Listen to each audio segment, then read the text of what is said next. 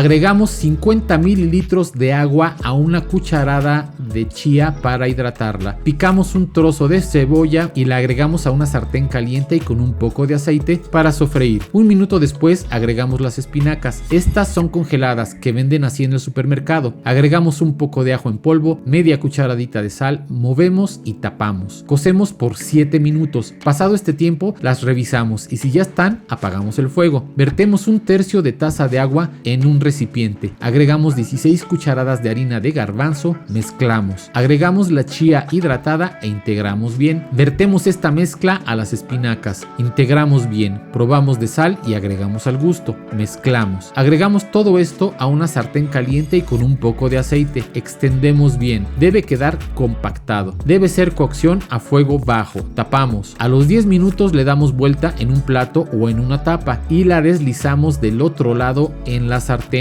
con otro poco de aceite y tapamos. A los 10 minutos podemos sacarla sobre un plato y así nos queda esta nutritiva y deliciosa tortilla española de espinacas con gran contenido en hierro.